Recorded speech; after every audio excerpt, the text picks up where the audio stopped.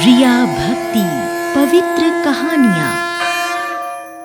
आज के इस वीडियो में मैं आपके लिए लेकर आई हूँ शीतला माता की अद्भुत कहानी। दोस्तों, देवी देवता समय समय पर अपने भक्तों की परीक्षा लेने पृथ्वी लोक पर आते हैं और अपने भक्तों की परीक्षा लेते हैं। आज की ये कहानी इसी सच्ची घटना पर आधारित है। दोस्तों, ये कहानी शीतला अष्टमी से जुड़ी हुई है। एक बार की बात है, माता शीतला ने सोचा कि चलो देखते हैं पृथ्वी पर मेरी पूजा कौन कौन करता है, कौन कौन कहाँ कहाँ मुझे मानता है। ये सोचकर शीतला माता राजस्थान के गांव डूंगरी में जा पहुंची। वे गांव के चारों ओर घूमती रहीं, लेकिन उन्हें कहीं भी उनका एक मंदिर भी नहीं मिला और न ही कोई ऐसा व्यक्ति जो उनकी पूजा करता था। गांव की एक गली से होकर माँ शीतला जा रही थी कि तभी अचानक किसी ने उनके शरीर पर चावल का गरम गरम उबला हुआ पानी फेंक दिया, जिसके कारण के शरीर पर फफोले पड़ गए और दर्द के मारे वे इधर उधर भागने लगी। दर्द के मारे वो चिल्लाने लगी, अरे मेरा शरीर जल रहा है, कोई मेरी मदद करो। लेकिन किसी ने भी माँ शीतला की मदद नहीं की। उसी गांव में अपने दरवाजे पर एक कुम्हारन बैठी थी। कुम्हारन ने देखा कि बूढ़ी माई जल गई है, उसके पूरे शरीर में तपन है, पूरे शरीर पर फफोले पड़ गए हैं, वो तपन को सहन नहीं कर पा रही है। तब उस कुम्हारन को दया आई और उसने कहा, अरे माई, तुम यहाँ आकर बैठ जाओ, मैं तुम्हारे शरीर पर ठंडा पानी डालती हूँ। फिर उस कुम्हारन ने शीतला माता के ऊपर एक करवे से ठंडा पानी डाला और उसके बाद वो माई से बोली, अरे माई, मेरे घर में रात की बनी हुई राबड़ी रखी है, ऐसा करो तुम उसे खा लो। फिर उस माई ने उस कुम्हारन के घर में रखी बासी ठंडी राबड़ी खाई, जिससे उनके तपते शरीर को ठंडक मिली। इसके बाद माई ने कहा, अरे बेटा, मेरे सर में जुएं पड़ गए हैं, तू मेरे सर के जुएं निकाल दे।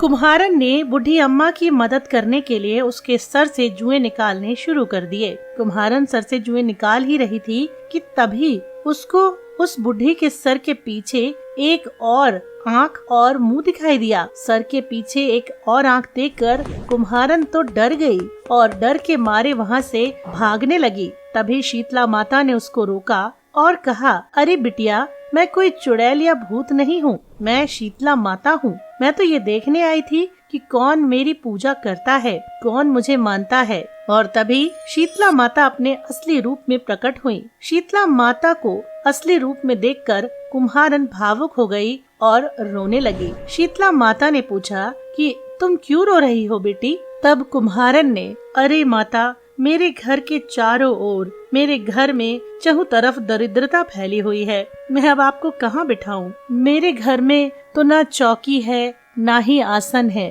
तब शीतला माता उस कुम्हारन से प्रसन्न होकर उसके घर के बाहर खड़े गधे पर जाकर बैठ गयी। इसके बाद शीतला माता ने एक हाथ में झाड़ू, एक हाथ में डलिया लेकर उस कुम्हारन के घर की सभी दरिद्रता को झाड़कर डलिया में भरकर बाहर फेंक दिया और कुम्हारन से बोली, बेटी, मैं तेरी सच्ची भक्ति से, तेरी श्रद्धा से बेहद प्रसन्न हूँ। अब तुझे जो वर चाहिए मुझसे मांग ले। तब कुम्हारन ने कहा, हे माता, अब आप इसी गांव में विराजमान हो जाएं। जिस तरह माता आपने मेरी दरिद्रता दूर करी है, उसी तरह आप इस गांव के, इस शहर के लोगों की दरिद्रता को भी दूर करें। जो भी व्यक्ति फागुन मास की अष्टमी पर आपकी पूजा करे, आपको ठंडा जल और बासी भोजन का भोग लगाए, उसके घर की दरिद्रता आप दूर करें। कुम्हारन की ये बात सुनकर शीतला माता ने कहा,